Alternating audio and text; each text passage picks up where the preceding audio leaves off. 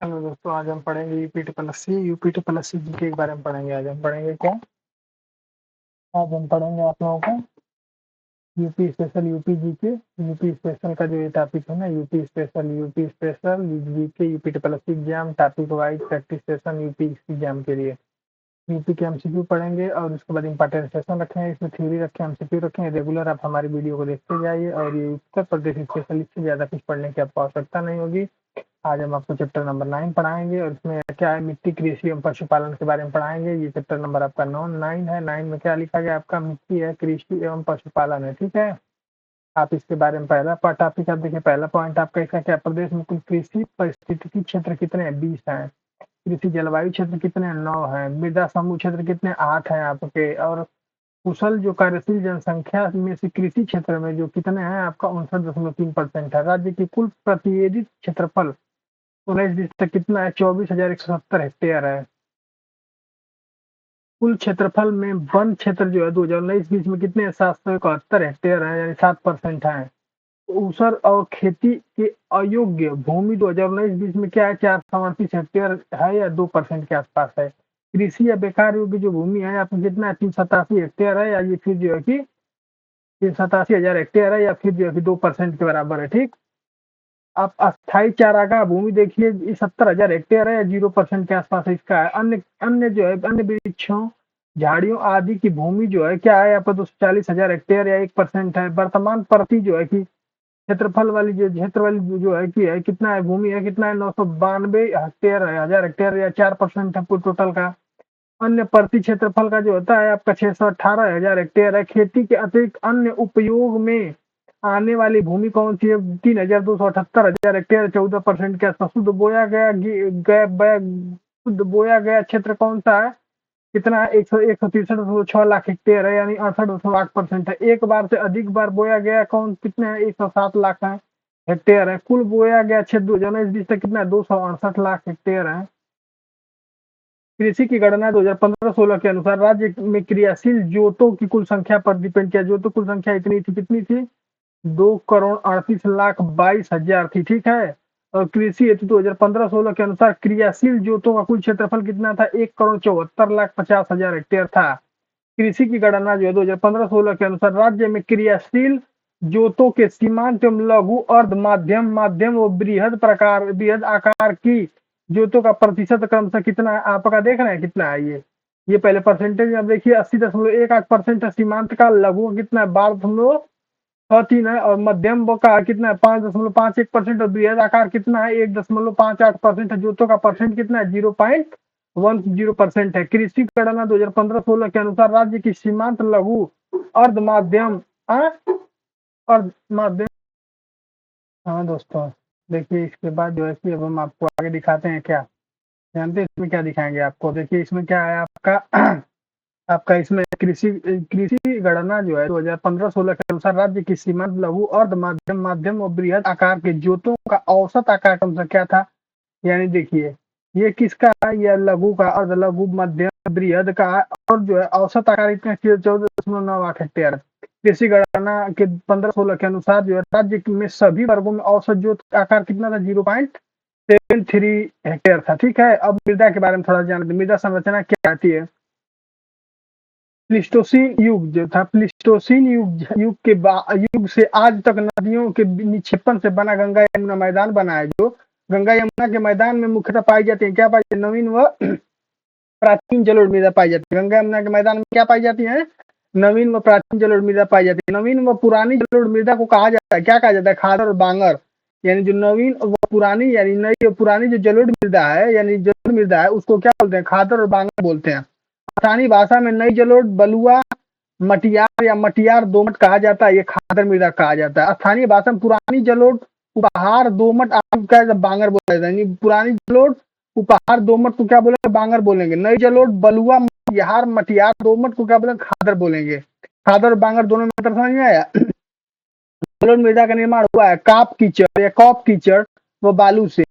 जो जलोढ़ मृदा में पोटास व एवं चूना की अधिकता होती है, लेकिन कमी किसकी होती है? फास्फोरस की, नाइट्रोजन की, जैव तत्वों की। इसकी अधिकता होती है जलोढ़ मृदा में पोटास व चूना की अधिकता होती है, लेकिन कमी किसकी होती है? फास्फोरस, नाइट्रोजन व जैव मृदा की।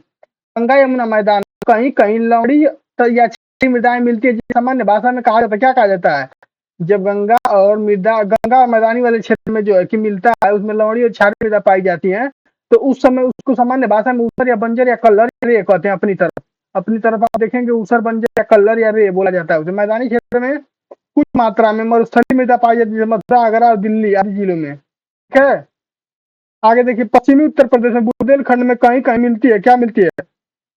जिसको काली मृदा बोलते हैं, इसको दूसरा नाम इसका क्या है? रेगुर।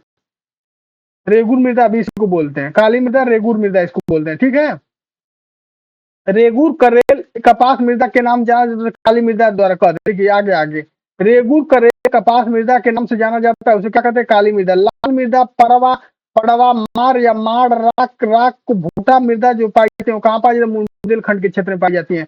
राज्य में सबसे अधिक शुष्क खेती वाला क्षेत्र कौन सा है? बुंदेलखंड, जहाँ सूखी खेती होती है। एक तरह से मतलब वहां पाई जाने वाली मिट्टी जो कि सूखी रहती है, सूखी खेती की जाती है वहां, शुष्क खेती। प्रदेश में नमी की मात्रा यहाँ पे कम होती है। प्रदेश में सबसे अधिक मृदा अपरदन कहाँ होता है? जल स्तरण होता है। जलीय अपरदन में सर्वाधिक प्रभावित क्षेत्र कौन सा? तराई या भाबर वाला क्षेत्र है, जो है कि जलीय अपरदन से सर्वाधिक प्रभावित क्षेत्र। प्रदेश में सर्वाधिक अवनालिका अपरदन जल वाला नदी क्षेत्र कौन सा है? चंबल नदी क्षेत्र। प्रदेश में अवनालिका अपरदन जल से सर्वाधिक प्रभावित होने वाले जिले क्रमशः कौन से? इटावा व आगरा। अवनालिका अपरदन के बने होते हैं, क्या बना होता है? राज्य में वायु अपरदन में सर्वाधिक प्रभावित होने वाले जिले कौन से? मथुरा।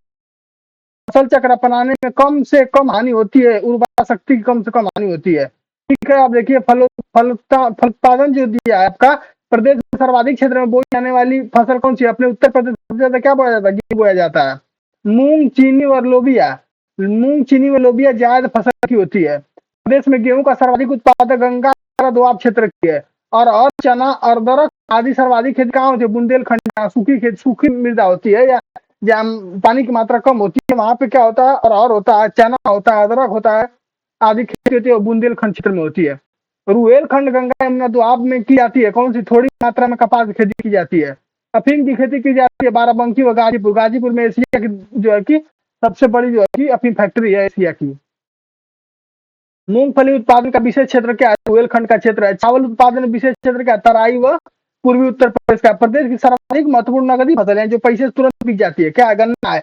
कहीं कहीं कपास भी होता है, लेकिन उत्तर प्रदेश का गन्ना है। उत्तर प्रदेश का जो है गन्ना नकदी फसल के रूप में आता है। कपास भी आता है नकदी फसल के लिए, उत्तर प्रदेश में नहीं है वो। ठीक है, गन्ना उत्पादन विशेष क्षेत्र क्या? तराई क्षेत्र और मेरठ के निकटवर्ती क्षेत्र। मेरठ में गुड़ मंडी जो एशिया की सबसे बड़ी गुड़ मंडी बनाई गई है, मेरठ वाले क्षेत्र में। गुड़ मंडी अगर पूछे तो एशिया की सबसे बड़ी गुड़ मंडी जो है कि मेरठ में है। राज्य में, अरे मेरठ में, मुजफ्फरनगर में। इसको सॉरी, इसको आप बोलिएगा जो कि मेरठ निकटवर्ती का मतलब होता है ये। अगर गुड़ मंडी पूछे आपका कहाँ है गुड़ मंडी, तो आपका ये पड़ेगा मुजफ्फरनगर में, मुजफ्फरनगर पड़ेगा। ठीक है, आगे आप देखिए, राज्य में गन्ना उत्पादक के कुल जिले कितने? 44 हैं। राज्य में गन्ना किसान कितने? 48 लाख हैं। गन्ना उत्पादक परिक्षेत्र कितना है? 9 है। और राज्य में कुल सरकारी और गन्ना विकास समितियां कितनी है? जो सरकारी हैं 168 है। ठीक है, 168 कब तक का डाटा है? 31/3/22 तक का डाटा है। ठीक है, आगे देखिए, राज्य में कुल सरकारी गन्ना विकास समितियां कितनी? 168 है। आप देखिए, राज्य में कुल गन्ना विकास परिषदें कितने? 152 है और 152 है। प्रदेश में कपास उत्पादन के विशेष क्षेत्र कौन सा? गंगा, यमुना, दोआब और रुहेलखंड है। सर्वाधिक क्षेत्र में सर्वाधिक कृषि श्रम उत्पादन वाला क्षेत्र कौन सा? पश्चिमी उत्तर प्रदेश है। दशहरी आम विशेष क्षेत्र मरियाबाद, लखनऊ, जबकि लंगड़ा आम कहाँ है? वाराणसी का है। दशहरी आम लखनऊ का है, कि लंगड़ा आम कहाँ का फेमस है? वाराणसी का फेमस है। चौसा आम सहारनपुर का है, और जो है कि स्लॉट आम जो है मेरठ बागपत का है। प्रदेश में उत्पादित आम को दूसरे प्रदेश में बेचा जाता है, इसे नवाब ब्रांड या नाम से जाना जाता है। जो प्रदेश का उत्पादित आम है जो दूसरे प्रदेशों में बेचा जाता है, उसको किस नाम से बेचते हैं? नवाब ब्रांड नाम से बेचते हैं। आम का निर्यातिक जोन कौन सा है जहाँ से आम निर्यात किया जाता है? लखनऊ और सहारनपुर है। आंवला का जिला, सबसे ज्यादा आंवला कहाँ उत्पादन होता है? इलाहाबाद प्रतापगढ़ के पास है। प्रतापगढ़ आप इस स्थान से दे सकते हैं। निर्यात प्रजाति के अमरूद उत्पादन विशेष क्षेत्र कौन सा? प्रयागराज। कौशाम्बी पूछेगा, अमरूद के लिए सबसे ज्यादा उत्पादन क्षेत्र कौन सा? प्रयागराज है। अमरूद के लिए प्रयोग एवं प्रशिक्षण केंद्र प्रयागराज में है, जबकि आम का जो है कहाँ है? लखनऊ में है। आम का लखनऊ में है। मलियाबाद जो है कि लखनऊ का विशेष आम के लिए, लखनऊ मलियाबाद वाला विशेष वाला क्षेत्र लंगड़ा आम के लिए वाराणसी वाला है।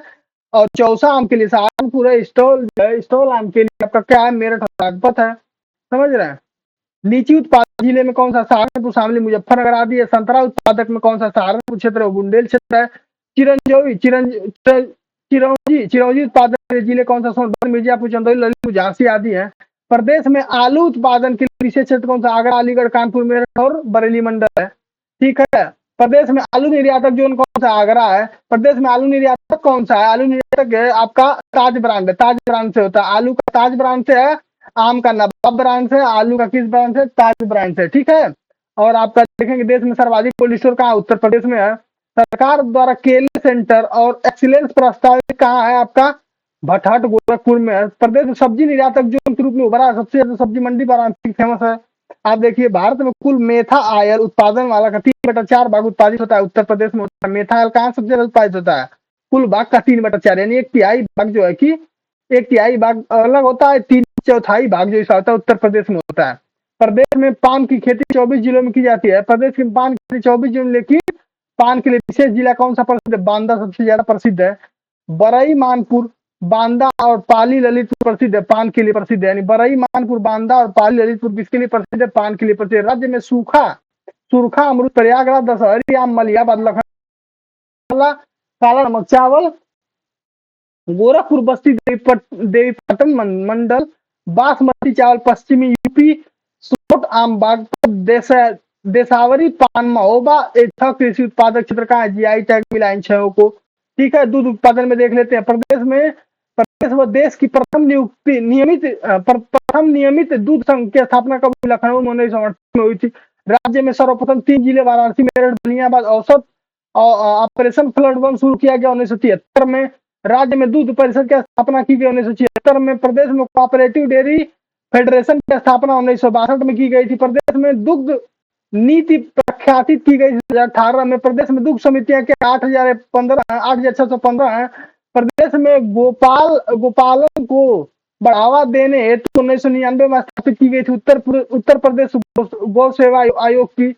भैंस किसी भी नस्ल की गायों को सर्वाधिक दूध उत्पादनों के लिए होता है गोकुल पुरस्कार के। देसी नस्ल की गाय सर्वाधिक दूध उत्पादन होती है नंद बाबा पुरस्कार।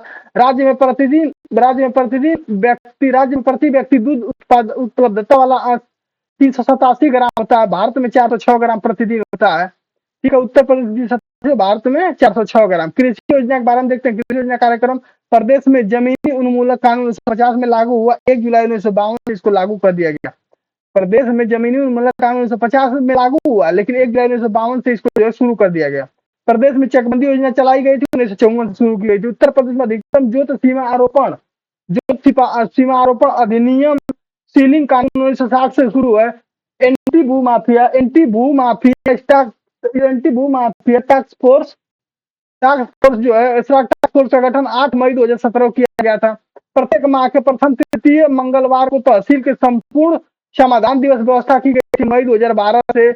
आईटीसीटी कंपनी द्वारा प्रदेश में 51 जिलों में स्थापित की गई थी 2000 में ई चौपाल की। प्रदेश में राज्य कृषि उत्पादन मंडली परिषद की स्थापना की गई थी 1973 में। देश भर में 731 कृषि केंद्र विज्ञान केंद्र है, जो यूपी में कितने 89 है। पूरे देश में कितने हैं कृषि विज्ञान केंद्र, 729, लेकिन उत्तर प्रदेश में 89 है। और आपका वर्तमान में प्रदेश में विनियमित मंडियां उप मंडियां 251 और 381 है। विनियमित कितनी है, 251 है, और उप मंडियां कितनी, 381 है। मंडी परिषद के वर्तमान में प्रदेश क्रियाशील है कि 4 भी किसान बाजार क्रियाशील है। किसान क्रेडिट कार्ड योजना कब 1999 से 2000 में हुई। किसान बही योजना जो है जोत की जानकारी देने के लिए किसान बही कब बनाई गई, 92 से बनाई गई। क्रेडिट कार्ड 99 से 2000 में था, 2000 से शुरू हुई है। किसान मित्र योजना 18 जून 2001 से शुरू हुई है। राष्ट्रीय कृषि मौसम आधारित फसल बीमा योजना कब शुरू, 14 फरवरी से शुरू हुई, 2014 से। पूर्वी उत्तर प्रदेश में हरित क्रांति का विस्तार का उपयोजन किया गया 2010 से 2011 से।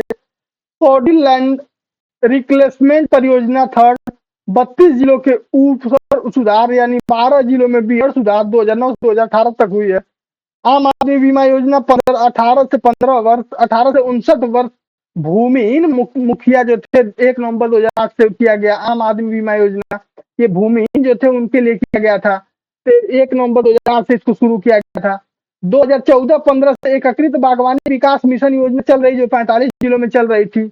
आप देखिए, नई उत्तर प्रदेश खाद्य प्रसंस्करण उद्योग नीति प्रख्यापित प्रख्यापित की गई थी जून 2023 से। उत्तर प्रदेश में आलू विकास नीति प्रख्यापित की गई थी 2014 से। किसान पाठशाला योजना किसानों को शिक्षित और जागरूक बनाकर उनकी आय जो है की वृद्धि की गई दिसंबर 2017 से। राज्य में जैविक खेती हेतु मॉडल के रूप में चयनित जिला कौन सा? हमीरपुर है। राज्य में जैविक खेती हेतु क्लस्टर आधारित प्रोत्साहन किया जा रहा है 49 जिलों में। जैविक उत्पादों की गुणवत्ता जांच हेतु प्रयोगशाला स्थापित की गई मेरठ व वाराणसी में। वर्ष 2022 तक कृषकों की आय दोगुना करने हेतु कार्रवाई की जा रही है 8 सूत्री रणनीति पर।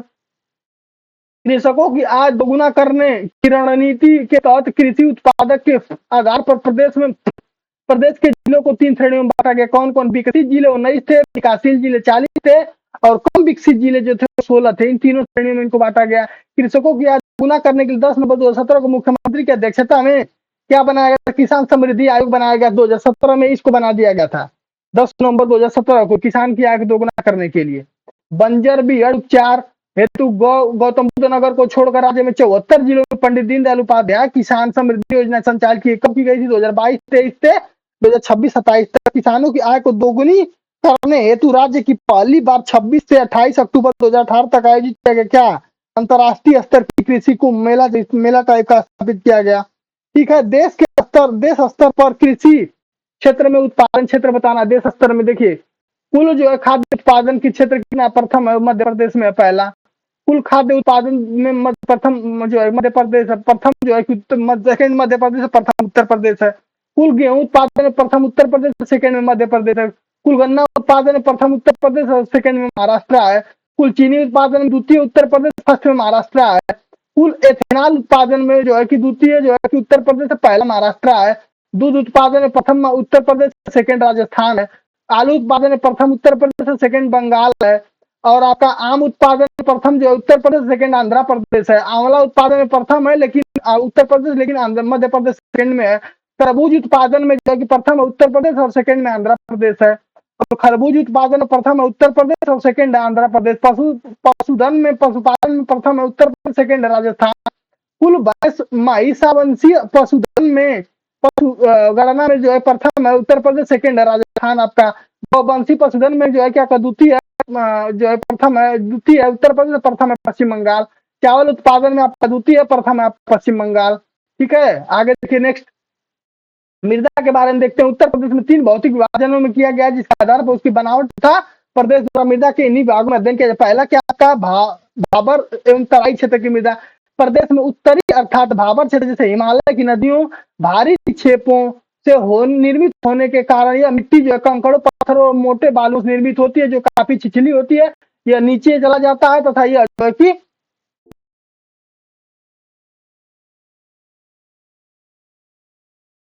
देखिए जब जब नीचे चला जाता है तो इसके क्षेत्र में कृषि कार्य असंभव है। यहाँ तक ज्यादातर झाड़ियां बन पाए जाते हैं, जहाँ महीन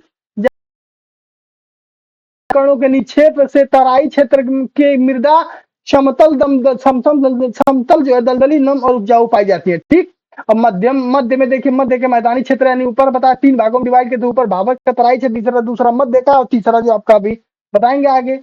इन तीनों को डिवाइड करते, इसके पिछले वीडियो में भी देख लीजिएगा, वहां पे भी डिवाइड करके दिखाए हैं। जब उसके पहले नक्शे बताए थे, उसके पहले उत्तर प्रदेश को 3 पार्टों में डिवाइड किया गया, तो उसके बारे में वीडियो आपका चैप्टर नंबर कौन सा है? इसके पीछे वाला चैप्टर आप देख लीजिएगा, 8वां चैप्टर, उसमें सब बताया गया है। इस मैदान में पाई जाने वाली मृदा जो जलोढ़ या कछारी या भात मृदा है, जो कि काप मिट्टी, कीचड़ या बालू से निर्मित होती है। मृदा बहुत गहरी होती है और पूर्ण विकसित दशा में है।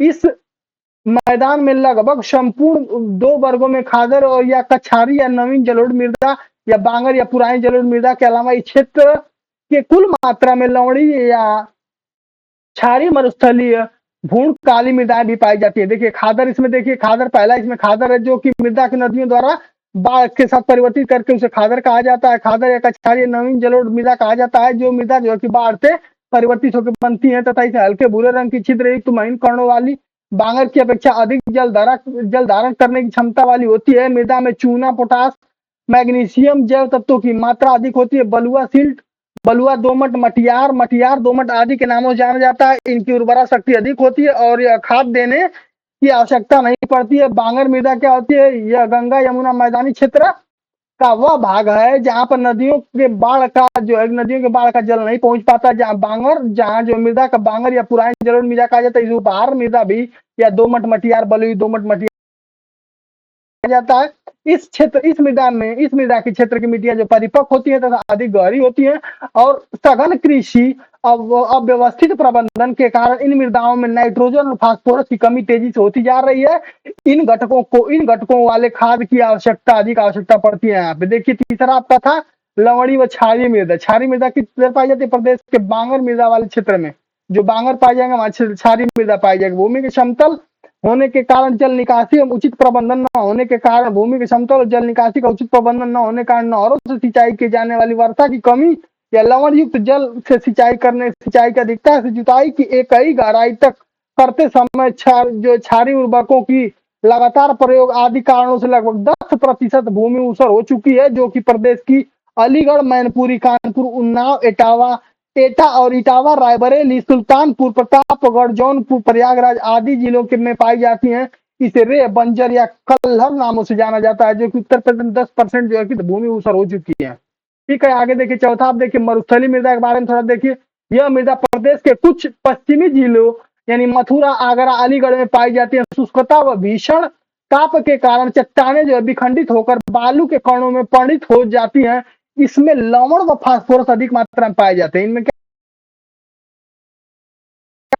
फास्फोरस अधिक मात्रा में पाए जाते हैं, परंतु जीवाश्म पदार्थ व नाइट्रोजन का अभाव होता है। सिंचाई द्वारा कुछ जो है मोटे अनाजों की खेती की जाती है। जैसे पहला क्या है इसमें, जैसे की जाती है, जिसमें अगला एक पॉइंट देखिए, इसमें वाला पांचवा जो इसमें दिया हुआ है, भूण मृदा दिया हुआ है। गंगा, यमुना व उनकी सहायक नदियों के बाढ़ वाले क्षेत्र में बहुत पहले से ही निर्मित बलुई मिट्टी 10 कहा जाता है। मृदा हल्की दोमट बलुई होती है। अब देखिए अगला पॉइंट, काली मृदा के बारे में थोड़ा रेगुर बोलते हैं इसको देखिए।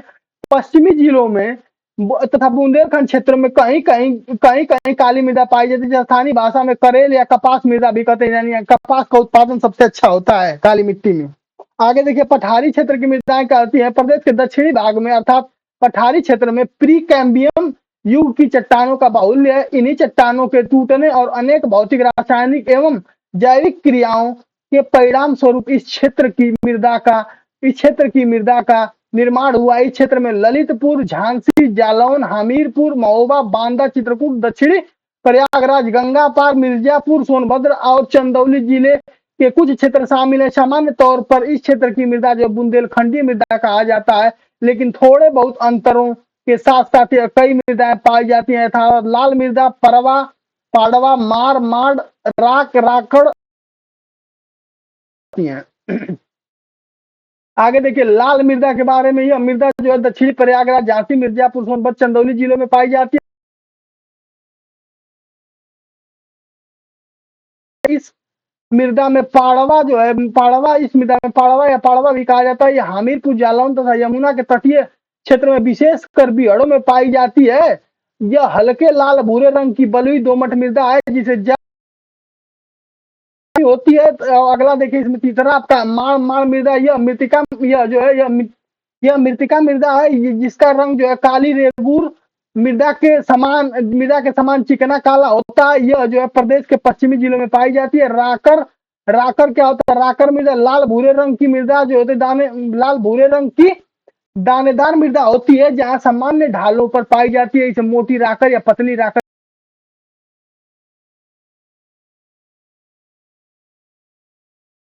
चट्टानों के टूटने फूटने से होता है। रंग में जो लालिमा लिए होती है, यानी लाल कलर की मृदा होती है। इसको आगे देखिए, फलोत्पादन के बारे में थोड़ा देख ले। प्रदेश में 3 ऋतुएं होती हैं, जिससे क्रमशः जो रबी, खरीफ और जायद होती है, जिसमें बोई जाती है। रबी की फसल के बारे में थोड़ा, यह फसली बुआई शीत ऋतु में यानी जाड़े के समय में इसकी शुरुआत किया जाए, अक्टूबर से दिसंबर के समय के मध्य में की जाती है। यह और फसल कम जल और औसत ताप पर ही की आवश्यकता होती है। इसमें गेहूं, चना, जौ, मटर, मसूर, सरसों, अलसी, लाही, आलू, तंबाकू आदि पाए जाते हैं। खरीफ फसल देखिए, यह अधिक जल तथा ताप वाली होती है तथा इनकी जो बुआई मई से जुलाई तक होती है, जिसमें बरसात का मौसम होता है, और कटाई सितंबर से अक्टूबर में की जाती है। इसके अंतर्गत में चावल, मक्का, ज्वार, बाजरा, सावा, कोदो, टांगून, सनई, जूट, अरहर 4 माह वाली, और मूंगफली, कपास, यानी अरहर जो बोई जाएगी 4 माह वाली, 12 मासी नहीं बोई जाएगी, 4 माह वाली बोई जाएगी। मूंगफली, कपास, गन्ना, रामदाना, तिल्ली आदि जो है कि बोई जाती है इससे इसमें। जायद की फसल देखिए, ये बहुत अधिक ताप की आवश्यकता होती है, बहुत अधिक ताप की आवश्यकता होती है। इसकी बुआई होती है मार्च अप्रैल में, इसकी बुआई की जाती है, जून जुलाई में इसको काट लिया जाता है। जायद फसलें खरबूजा, परवल हो गया, लौकी हो गया, काली फल हो गया, काशी फल हो गया, मूंग हो गया, चीना हो गया, लोबिया आदि पाए जाते हैं। इसमें अल्प अवधि के तैयार किए जाते हैं। अल्प अवधि में से गेहूं का जो होता है, गेहूं के लिए 50 से 75 सेंटीमीटर वर्षा और बोते समय 10 से 15 डिग्री सेंटीग्रेड का ताप की आवश्यकता होती है। प्रदेश में गेहूं की खेती पर्वतीय व पठारी भागों को छोड़कर सर्वत्र की जाती है। सर्वाधिक मात्रा में गंगा घाघरा दोआब में की जाती है। चावल की खेती के लिए चिकनी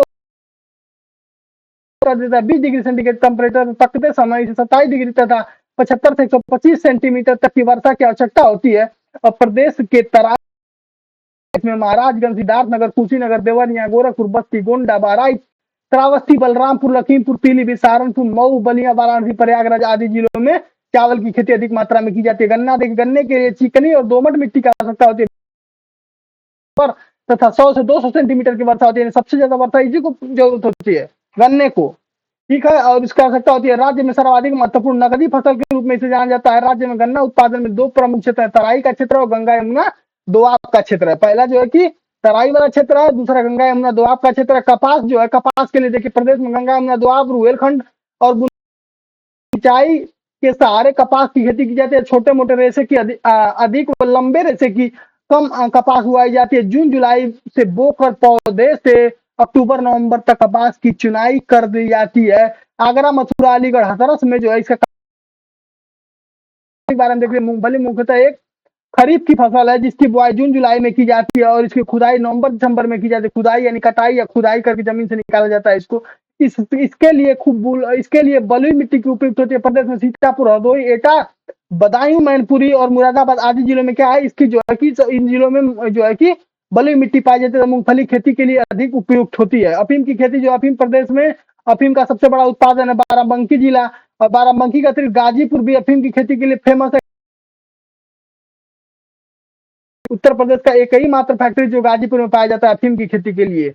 उद्यान कृषि देखिए, उद्यान कृषि के लिए होता है 2005-2006 में संचालित राष्ट्रीय उद्यान औद्योगिक मिशन जो है 2014-15 में एकीकृत बाग के मिशन के नाम से संचालित किया जा रहा है।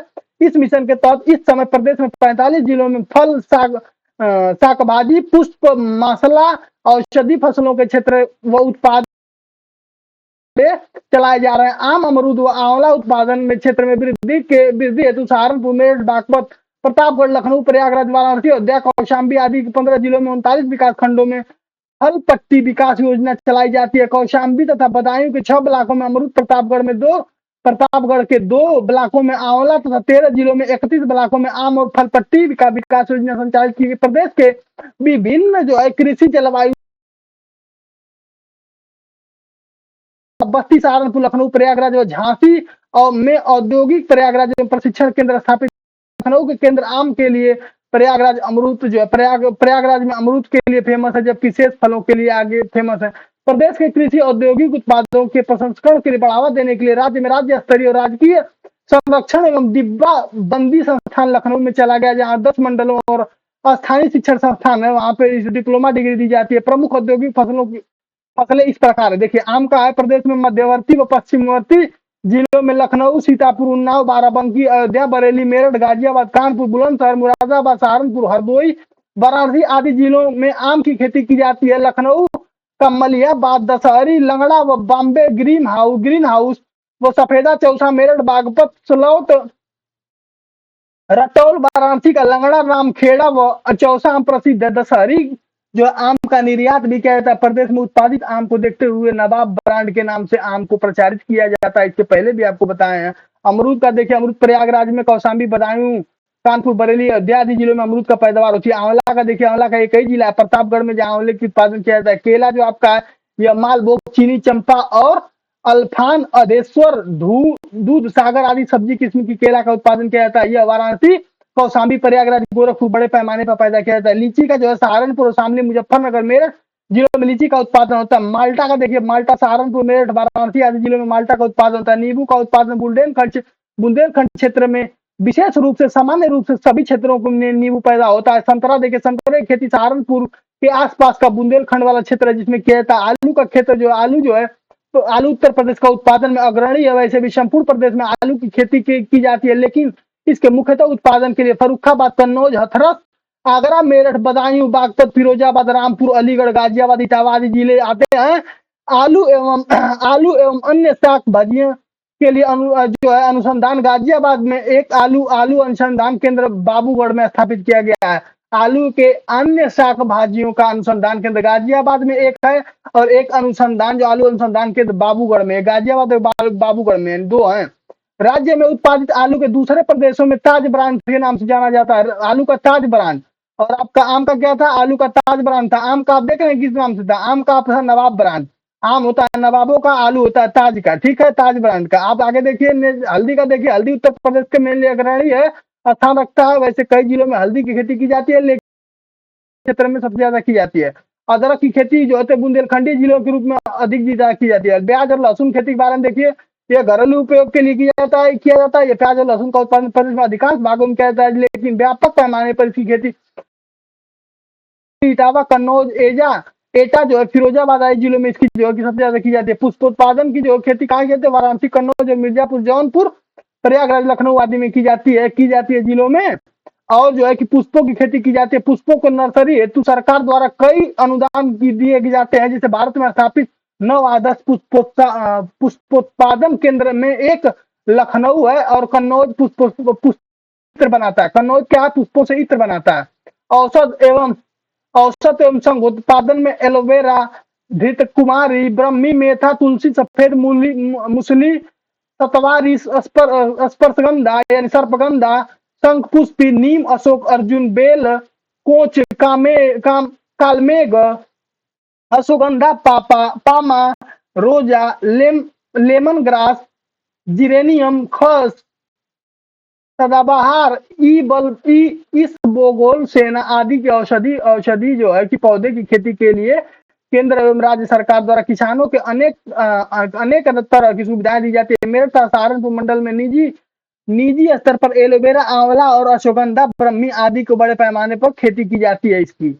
और शिवाला देखिए, शिवाला यानी मेथा पुदीना जो मिलता जुलता वनस्पति है। शिवाला पुदीना का मिलता जुलता है। इसमें जो है कि पत्तों में आयल निकलता है। इस पत्तों से इसकी औषधि का उपयोग पदार्थ बनाए जाने वाले उत्तर प्रदेश में बाराबंकी, बदायूं, रामपुर, कन्नौज, जालौन, अरोवा, इटावा, एटा आदि जो है पश्चिमी जिलों में खेती की जाती है।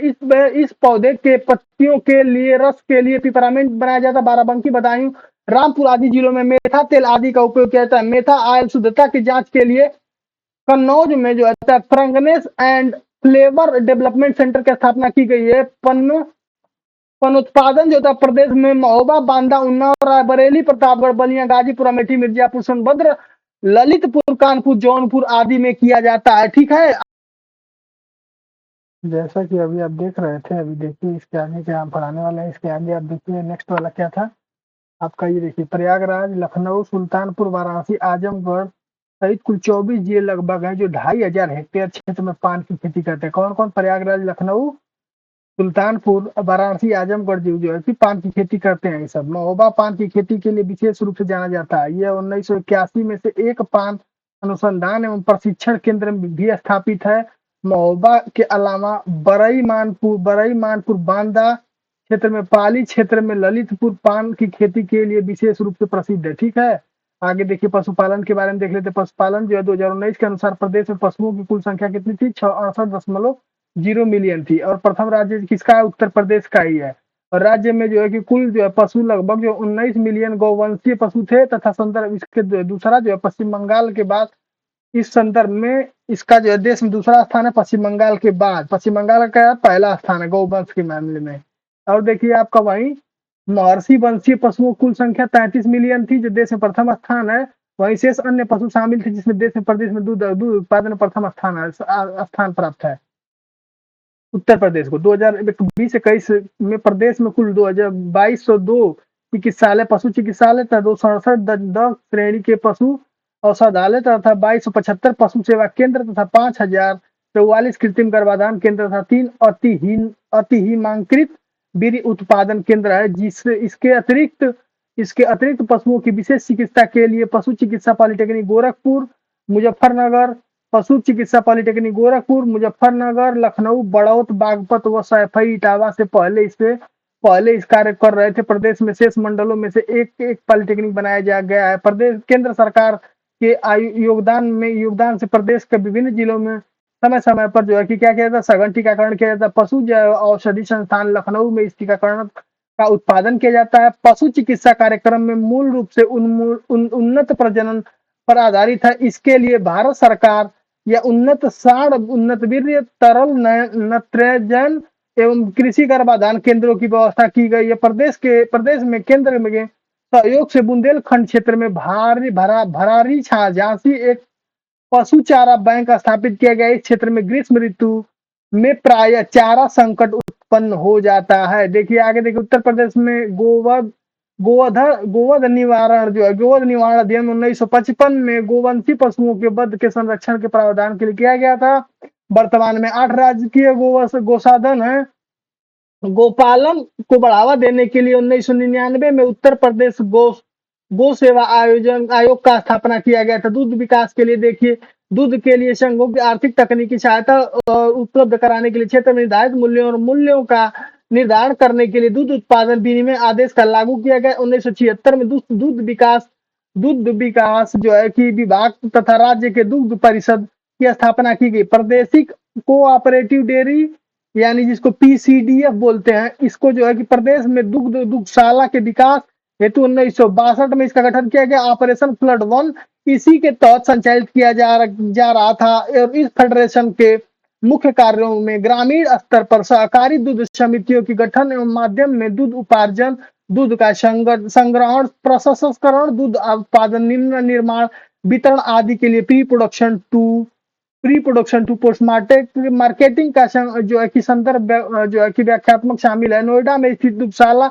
नोएडा डेयरी प्रोजेक्ट ई फेडरेशन के अंतर्गत, जहां से दिल्ली से दूध की सप्लाई की जाती है।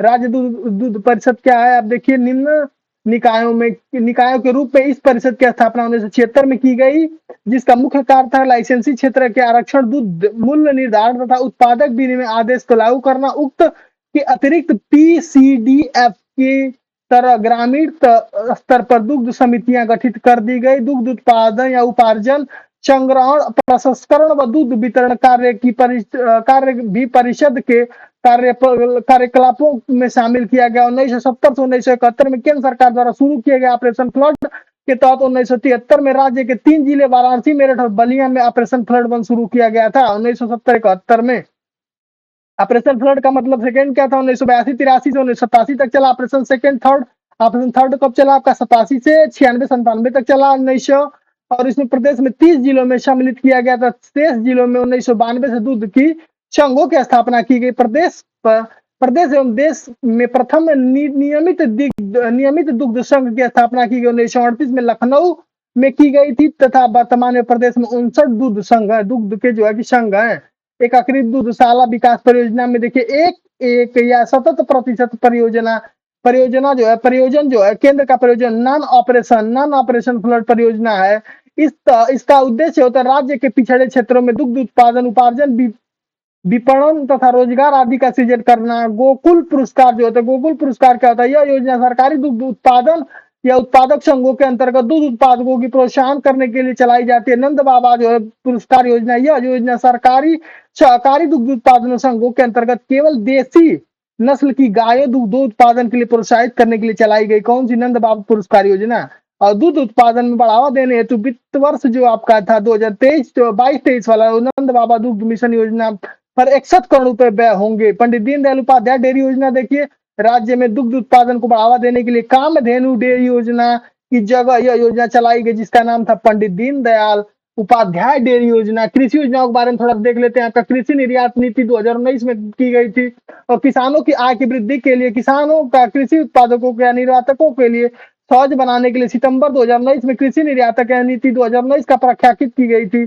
और इस नीति के जरिए प्रदेश सरकार की मंशा राज्य में होने वाले कृषि निर्यात 2024 तक वर्तमान कृषि निर्यात मूल्य से दोगुना करना था। कृषि पार्क क्या था, किसानों को उनके उत्पादकों को उचित दाम मिलने के लिए सरकार द्वारा हापुड़, लखनऊ, वाराणसी, सहारनपुर में कृषि का पार्क स्थापित किया गया। किसान मित्र योजना देखिए मोस्ट इंपॉर्टेंट है। प्रदेश में किसानों के सभी सभी तरह की जानकारी उपलब्ध कराने के लिए प्रत्येक पंचायत में एक किसान मित्र योजना या कृषि स्नातक इंटर कॉलेज की नियुक्ति की गई और 18 जून 2001 से शुरू की गई था। 2008 से इसे नया रूप दिया गया। वृद्धावस्था किसान पेंशन योजना क्या थी? केंद्र व राज्य सरकार के सहयोग से संचालित वृद्धावस्था किसान पेंशन योजना के तहत 60 से 79 वर्ष आयु वर्ग के वृद्धाजनों का केंद्र व राज्य सरकार द्वारा क्रमशः 200 से 300 अर्थात 500 रुपए प्रति माह की पेंशन दी जाती है तथा 80 वर्ष से अधिक आयु के वृद्धजनों केंद्र व राज्य सरकार द्वारा क्रमशः 500 और 300 रुपए का मासिक दी जाती है। देखिए 60 से 79 वर्ष की आयु के वृद्धजनों को केंद्र व राज्य का क्या है 200 से 300 रुपए अर्थात 500 रुपए प्रति माह कर दी गई पेंशन और 80 वर्ष से ज्यादा वालों के लिए क्या की गई, वृद्धों के लिए 500 और 300 रुपए, 500 रुपया केंद्र सरकार और 300 रुपए राज्य सरकार देती है। ठीक है, किसान क्रेडिट कार्ड के बारे में थोड़ा जान लीजिए। किसानों को न्यूनतम ब्याज दर यानी कृषि कार्यों हेतु ऋण उपलब्ध कराने के लिए योजना 1999 से 2000 में संचालित की गई थी किसानों के लिए। उत्तर प्रदेश भूमि विकास एवं जल संसाधन विकास प्रशिक्षण संस्थान, इस संस्थान में लखनऊ में 1998 में किया गया था। इसका नियंत्रण में 47 जिलों में बंजर भूमि के विकास कार्यक्रम में 38 जिलों में समादेश विकास एवं जल प्रबंधन कार्यक्रम तथा 15 जिलों में सूखा बहुल क्षेत्र कार्यक्रम चल रहा है कि पिछले वर्ष जो 2022-23 में प्रदेश में 21.42 लाख यानी 21.42 लाख हेक्टेयर की अतिरिक्त सिंचाई की क्षमता बढ़ी है, जिसमें शाहजाद बांध जो होता है स्प्रिंकलर सिंचाई यानी जो छिड़काव वाली सिंचाई होती है परियोजना के सहित मध्य गंगा स्टेज 2 और कचनौदा बांध, लखेरी बांध को अगले वर्ष में पूर्ण करने का लक्ष्य तय कर लिया गया है। ऊसर भूमि सुधार के लिए परिषद बताइए। देखिए क्या है ये, राज्य भूमि सुधार निगम द्वारा यह परियोजना उन्नाव, अलीगढ़, प्रतापगढ़, जौनपुर, प्रयागराज आदि 29 जिलों में 125 ब्लॉकों में चलाई जा रही है। किसान पाठशाला योजना के बारे में किसानों के लिए शिक्षित जागरूक बनाकर उनकी आय में वृद्धि करने के उद्देश्य से 2017 में दिसंबर 2017 में किसानों को पाठशाला यानी मिलेनियल फार्मर स्कूल योजना चलाई गई। इसके तहत किसानों को शिक्षा दी जाएगी और योजना के तहत 10 लाख रुपए किसानों को चयनित कर 10 लाख किसानों को चयनित करके न्याय पंचायत के स्तर पर प्रशिक्षित किया जाता था। किसान उदय योजना देखिए दिसंबर 2017 में शुरू की गई। यह योजना का मुख्य उद्देश्य था किसानों की आय की बढ़ोतरी करने के लिए तथा इसे आधुनिक उपकरणों की जानकारी देना तथा कम खर्च वाले उपकरण को उपलब्ध कराना। राष्ट्रीय कृषि व मौसम आधारित फसल बीमा योजना क्या थी? देखिए इसमें कृषि उत्पादन में सम्मिलित जोखिम व किसानों के हितों की रक्षा हेतु केंद्र में सहयोग 1999 से 2000 से शुरू की गई राष्ट्रीय कृषि बीमा योजना को 2010 से 2011 के कुछ संसाधनों के साथ साथ संशोधित राष्ट्रीय कृषि बीमा योजना के नाम से लागू किया गया था। फरवरी 2014 से इसे जो संशोधित राष्ट्रीय कृषि बीमा मौसम आधारित फसल बीमा योजना के नाम से भी संचालित किया जा रहा था। देखिए आगे देखिए आपका किसान सेवा रथ क्या है? यह जनपद में मुख्यालय के कुछ दूरी पे या कुछ दूर पे किसानों को निवास करने के लिए कृषि संबंधी संपूर्ण जानकारी देने के लिए राज्य में यह सेवा 2010 से 2011 में चलाई गई थी, जिसमें किसान रथ सेवा थी। आप मंडी परिषद के बारे में जानिए। किसान जो कृषि विपणन की स्वास्थ्य परंपराओं की स्थापना करने हेतु उद्देश्य के लिए 1964 में कृषि उत्पादन मंडी अधिनियम 1964 में बनाया गया था। कृषि उत्पादन अधिनियम 1964 में पारित कर दिया गया था। 1973 में राज्य कृषि उत्पादन मंडी परिषद की स्थापना की गई थी। तब वर्तमान में इस परिषद के अधीन 251 और तथा 381 उप मंडियां विनियमित है। इसे किसान भाई योजना प्रदेश में 2.5 करोड़ और मंडी परिषद के तहत मुख्यमंत्री कृषक जोत धारकों को उनकी जोत की जानकारी कराने एवं दुर्घटना सहायता योजना, मुख्यमंत्री खलियान अग्नि के उद्देश्यों से पूर्व प्रचलित जोतबई पासबुक के दुर्घटना सहायता योजना व मुख्यमंत्री कृषि उपहार योजना में परिवर्तन कर 1992 में योजना चलाई जा रही थी और यह चलाई जा रही थी। ठीक है, योजना चलाई जा रही थी किसानों के लिए, समझ पा रहे हैं। इसलिए जो है कि ये 381 देखिए यह जो 381 उपमंडिया का विनिमय हुआ मंडी परिषद के तहत मुख्यमंत्री कृषि दुर्घटना सहायता योजना तथा मुख्यमंत्री खलियान अग्नि दुर्घटना सहायता योजना और मुख्यमंत्री कृषि उपहार योजना चलाई जा रही थी। किसान भाई के बारे में देख लीजिए। प्रदेश में 250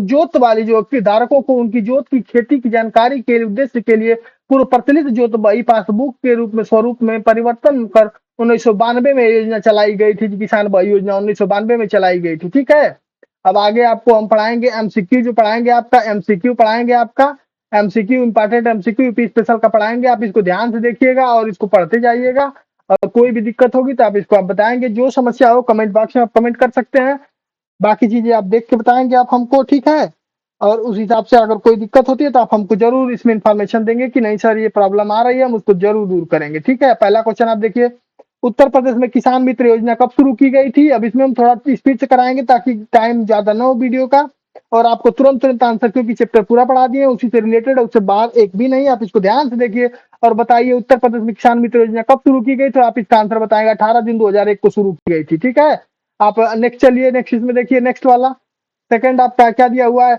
निम्न में से किस फसल का उत्तर प्रदेश भारत में सर्व प्रमुख उत्पादन है? यानी देखिए इस हिसाब देखना है, चन्ना ज्वार मक्का गेहूं, तो आप गेहूं जानते हैं सबसे ज्यादा उत्पादन होता है उत्तर प्रदेश में, तो उसमें बहुत सोचने वाली बात नहीं है कि आप इसका आंसर देखिए आगे वाले का। भारतवर्ष में प्रथम कृषि विश्वविद्यालय की स्थापना कहाँ की? जबलपुर, कानपुर, अयोध्या, पंतनगर, बताइए कहाँ की गई थी? तो इसका की गई थी पंतनगर में की गई थी प्रथम जो है कि कृषि विश्वविद्यालय की स्थापना। आगे नेक्स्ट देखिए, उत्तर प्रदेश में प्रमुख फसल कौन सी है? मक्का, गेहूं, धान है, गन्ना है। जो सबसे ज्यादा होगी वो तो जो सबसे ज्यादा होगी वो उसका उत्पादन होगा, वही मुख्य फसल होती है किसी भी प्रदेश की। लाल मिट्टी पाई जाती है आगरा, मथुरा, एटा एटा जो मैनपुरी, सीतापुर, बाराबंकी और मिर्जापुर, झांसी में। तो लाल मिट्टी बताइए कहाँ पाई जाती है? तो मिर्जापुर, झांसी में पाई जाती है। ठीक है, आगे देखिए, उत्तर प्रदेश में स्वस्थ या सशक्त जलवायु क्षेत्र वाली संख्या कितनी है? 5 है, 7 है, 9, वही 11 है। तो आप बताइए क्या आएगा इसका? तो आप आपका आंसर बता देंगे, आपका 9 होगा। तुरंत तुरंत आंसर आप लोग देंगे इसका। निम्न में से कौन सा जो है कि फसल चक्र पूर्वी उत्पादन या फसल चक्र पूर्वी उत्तर प्रदेश में सर्वाधिक उपयुक्त है? फसल चक्र पूर्वी पूछ रहा है, फसल चक्र के बारे में। धान, मक्का, गेहूं, मक्का, आलू, गेहूं, मक्का, तोरिया, गेहूं, कपास, गेहूं, मूंग। तो इसका आप आंसर देंगे धान, मक्का और गेहूं की जो फसल चक्र में आती है, पूर्वी पूर्वी उत्तर प्रदेश में आता है, पूर्वांचल में।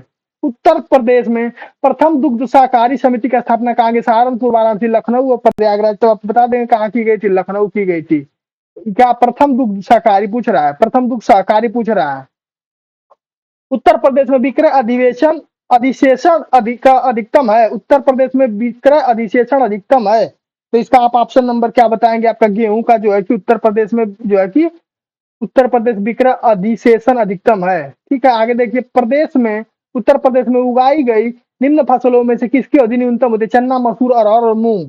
चन्ना, मसूर, अरहर और मूंग। तो आप इसका बताएंगे मूंग की सबसे कम समय में जो मूंग तैयार हो जाता है। उत्तर प्रदेश में अग्रणी उत्पादन कौन सा है? गेहूं, गन्ना, आलू, गेहूं, आलू, मूंगफली, आलू, आलू, गन्ना, चावल, आलू, गन्ना, चावल, गन्ना, कपास, आलू। तो देखिए गेहूं गेहूं वाला तो पक्का आंसर है, गेहूं गेहूं वाला। गेहूं गेहूं होगा, मूंगफली तो होता नहीं है। तो आप इसमें देख सकते हैं किसके उत्पादन के लिए होगा। तो इसका ऑप्शन नंबर कौन सा होगा? पहला वाला हो जाएगा, गेहूं हो जाएगा, गन्ना हो जाएगा, आलू हो जाएगा। उत्तर प्रदेश में, भारत में उत्तर प्रदेश में जिनके उत्पादन में प्रथम स्थान रखता है वो क्या है? गेहूं और गन्ने में रख सकता है, गेहूं और गन्ने में रख सकता है। चावल में दूसरा स्थान है, गेहूं और गन्ने में रख सकता है। ठीक है, गेहूं और गन्ने में रख सकता है। आप अगला क्वेश्चन देखिए, नेक्स्ट क्वेश्चन देखिए, उत्तर प्रदेश में पान उत्पादन के लिए कौन सा जिला विशेष रूप से प्रसिद्ध है? उत्तर प्रदेश में पान उत्पादन के लिए कौन सा जिला? ललितपुर, झांसी, बांदा और महोबा। तो महोबा उत्तर प्रदेश में पान के लिए सबसे ज्यादा फेमस है। उत्तर प्रदेश किस उत्पादन का सबसे बड़ा उत्पादक नहीं है? बताइए किस उत्पादन का सबसे बड़ा उत्पादक नहीं? गेहूं का तो पहला है, आलू का भी पहला, गन्ने का भी पहला, फूल का ये पहला नहीं है, फूल का ये जो है कि लास्ट वाला। ठीक है, आगे देखिए, प्रदेश में अवनालिका अपर्दन से सबसे अधिक प्रभावित कौन सा जिला है? प्रदेश में अवनालिका अपर्दन सबसे ज्यादा प्रभावित जिला मेरठ, गोरखपुर, इटावा, फरुखाबाद। तो आप बताएंगे इटावा जो है कि अवनालिका से अपर्दन के लिए उत्पादित प्रभावित है। देश में कुल दुग्ध उत्पादन में किस प्रदेश का प्रथम स्थान रहा है? गुजरात, मध्य प्रदेश, महाराष्ट्र, उत्तर प्रदेश और पंजाब। दूध के लिए बताइए कौन सा है? तो उत्तर प्रदेश आपका दूध के लिए भी है, आलू, गन्ना और दूध के लिए अभी है, गेहूं के लिए। प्रदेश में वायु अपर्दन, मृदा अपर्दन में सर्वाधिक प्रभावित क्षेत्र को पश्चिमी क्षेत्र, पूर्वी, उत्तरी और दक्षिणी बताइए कौन सा है? तो आप बताएंगे इसका पश्चिमी क्षेत्र जो है क्या है? वायु मृदा अपर्दन के लिए सर्वाधिक प्रभावित क्षेत्र है। निम्न में से उत्तर प्रदेश किस फसल का सबसे बड़ा उत्पादक नहीं है? आलू, चावल, गन्ना और गेहूं। देखिए आलू का है, गन्ना का भी है, गेहूं का भी प्रथम है, लेकिन इसका जो है कि दूसरा है चावल का। पहला आपका जो है कि पश्चिम बंगाल है। उत्तर प्रदेश निम्न में से किस फसलों का देश का सबसे बड़ा उत्पादक है? देखिए इसमें फसलों का उत्तर प्रदेश किन फसलों का देश में सबसे बड़ा उत्पादक? गेहूं इसमें दिया, गेहूं नहीं दिया। गन्ना दिया तो गन्ना जरूर होगा, गन्ना का सबसे बड़ा उत्पादक है। और बताइए आलू का भी सबसे बड़ा उत्पादक है, तो ऑप्शन नंबर इसका कौन सा हो जाएगा? एक और तीन हो जाएगा। ठीक है, एक और तीन हो जाएगा आपका। आगे देखिए नेक्स्ट क्वेश्चन। नेक्स्ट आप क्वेश्चन देखिए, उत्तर प्रदेश में कितने सस्ते जलवायु क्षेत्र से विभाजित किया गया? कितने सस्ते जलवायु, सेम क्वेश्चन रिपीट हो रहा है, आप देख के बता दीजिए इसका आंसर। इसका आंसर हो जाएगा 9 हो जाएगा। आप देखिए अगला, प्रदेश को कुल कितने पारिस्थितिकी क्षेत्र में बांटा गया? 28, 25, 20 और 16, बताइए इसका आंसर क्या होगा? तो इसका आंसर आपका हो जाएगा 20। इसका आंसर हो जाएगा 20। इसका आंसर हो जाएगा 20। आगे देखिए, भारत में उत्तर प्रदेश का अग्रणी उत्पादक कौन सा है? भारत में उत्तर प्रदेश का अग्रणी उत्पादन कौन सा है? दुग्ध है, चावल है, केला और दाल है? तो दुग्ध है इसका, दुग्ध है उत्तर प्रदेश में अग्रणी उत्पादन वाला। उत्तर प्रदेश में सबसे महत्वपूर्ण नगदी फसल कौन सा? आलू, गन्ना, गेहूं, दलहन। आलू, गन्ना और गेहूं, दलहन। तो आप बताएं, गन्ना सबसे उत्पन्न, सबसे नगदी फसल के रूप में पूछ रहा है। सबसे अधिक में तो गेहूं भी आ जाता है, आलू भी आ जाता है, लेकिन नगदी फसल के रूप में कभी कभी कपास भी देता है। तो कपास उत्तर प्रदेश का नहीं है, लेकिन कपास भी होता है नगदी फसल। उत्तर प्रदेश का प्रमुख वाणिज्य फसल कौन सा? वाणिज्य फसल कपास, जूट, गन्ना, तिलहन। वाणिज्य फसल के बारे में पूछा है, तो वाणिज्य फसल आपका हो जाएगा गन्ना। गन्ना नगदी भी होता है, वाणिज्य फसल भी होता है। ठीक है, आपका देखिए गन्ना क्या होता है? नगदी भी होता है आपका, वाणिज्य फसल भी होता है। देखिए, निम्न में से किस दलहन दलहन फसल का क्षेत्र जो उत्तर प्रदेश में सर्वाधिक होता है? निम्न में से किस दलहन का क्षेत्र जो उत्तर प्रदेश में सर्वाधिक होता है? मूंग और मटर और चना। तो चना का जो होता है दलहन, सबसे ज्यादा चना उत्तर प्रदेश में बोया जाता है। गेहूं में अधिकतम उत्पादन वाला राज्य कौन सा है? पंजाब, हरियाणा, उत्तर प्रदेश और मध्य प्रदेश। गेहूं का तो उत्तर प्रदेश है, गेहूं का ही पूछ रहा है। ठीक है, आगे देखिए। आगे नेक्स्ट नेक्स्ट देखिए, नेक्स्ट नेक्स्ट क्या है? कृषि श्रम उत्पादकता जो है सर्वाधिक कहाँ है? पूर्वी उत्तर बुंदेलखंड, मध्य और पश्चिमी उत्तर प्रदेश में है। कृषि श्रम उत्पादकता के बारे में पूछ रहा है आपका, कृषि श्रम उत्पादकता के बारे में, तो आप बताएंगे उसका क्या? पश्चिमी उत्तर प्रदेश में है। आगे देखिए, उत्तर प्रदेश में सीमांत कृषि किसे कहते हैं? सीमांत यानी 1 एकड़ से कम वाले, एक हेक्टेयर से कम वाले, 2 हेक्टेयर से कम वाले, 2.5 हेक्टेयर से कम भूमि वाले। तो सीमांत होता है, लघु होता है, मध्य और अधिकतम होता है। मतलब तीन प्रकार का होता है कृषि। जो सीमांत पूछ रहा है, सीमांत के बाद लघु, लघु के बाद बृहद होता है। तो सीमांत सबसे शुरू वाला पूछ रहा है, तो आप बताएंगे इसका क्या होता है? तो आप इसका बताएंगे, आपकी 1 हेक्टेयर से कम भूमि वालों को सीमांत बोलते हैं। 2.5 से ऊपर वाले को क्या बोलते हैं? 2.5 से 1 और 2.5 के बीच मध्य बोलते हैं, ऊपर वाले को बृहद बोलते हैं। और देखिए, आपका उस जनपद को चिन्हित कीजिए जिनकी जिसमें जानवरों को जो है पाली क्लिनिक नहीं होता है। कौन से जानवर पाली? लखनऊ, झांसी और मुजफ्फरनगर, गोरखपुर। किसको? झांसी जो है कि नहीं होता है। तो आप बताएंगे पाली क्लिनिक नहीं होता है किसके जानवर? कौन से? झांसी वाले जानवरों को नहीं होता है। उत्तर प्रदेश में खरीफ फसल की बुआई की है जनवरी से फरवरी के दौरान। खरीफ मतलब सबसे ज्यादा जो है कि, सबसे ज्यादा जो है कि पानी की जरूरत पड़ती है सबसे ज्यादा। तो कौन से महीने में? जनवरी, फरवरी, अप्रैल, मई। अप्रैल, मई, जून, जुलाई, जुलाई के दौरान। और जो है कि बुआई की जाती है, कब की जाती है? अप्रैल मई में अगर बुआई की जाएगी, तो जून जुलाई में उसकी कटाई की जाएगी। और अक्टूबर दिसंबर में जो होता है ये ग्रीष्म वाला होता है। तो इसका आप ऑप्शन बताएं कौन सा होगा? जून जुलाई वाला जो है कि जो जाड़े में धान की खेती की जाती, अरे बरसात में धान खेती की जाती है, वो खरीफ फसल होती है। ठीक है, आगे देखिए, भारत में उत्तर प्रदेश में जिस पैदावार का सबसे बड़ा उत्पादक होता है कौन सा? खाद्यान्न, तिलहन, दलहन और मसाले। खाद्यान्न, दलहन, तिलहन और मध्य। खाद्यान्न फसल के लिए उत्तर प्रदेश जो है कि सबसे बड़ा उत्पादक केंद्र है खाद्यान्न फसलों के लिए।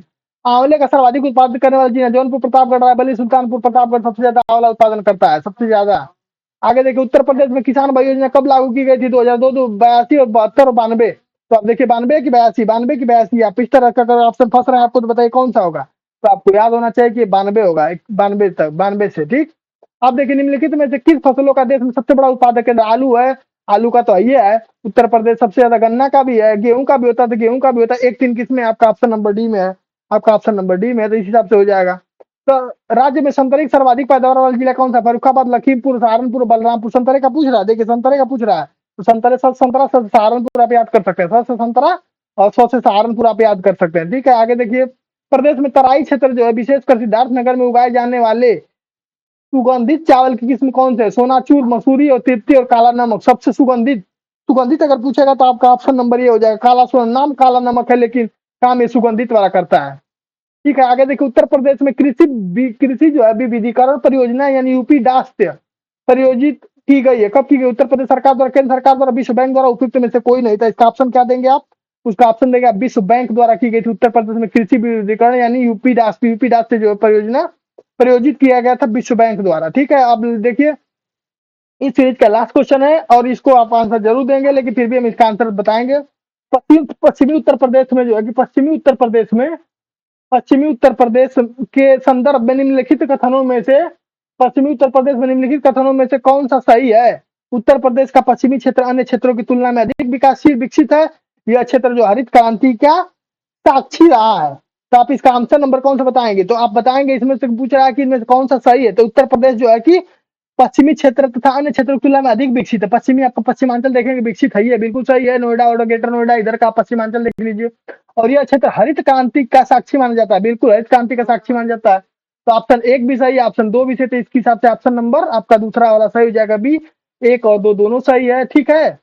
अब आप देखिए इसमें आपके आप इस सेशन में बने रहने के लिए आपको थैंक यू, धन्यवाद। और आप आदि चैंपियन को लाइक करिए, सब्सक्राइब करिए, अपने दोस्तों के साथ शेयर करिए, तथा अपने यूपी स्पेशल को आप रोज सुबह 8 बजे प्राप्त करने के लिए अपने चैनल को लाइक कर लीजिए, सब्सक्राइब कर लीजिए। और जो है कि आप इसको जो है कि बेल आइकन दबा लीजिए, ताकि आपको रोज सुबह 8 बजे यूपी स्पेशल की एक जो है थ्योरी प्लस एमसीक्यू क्लास चलती मिलती रहे।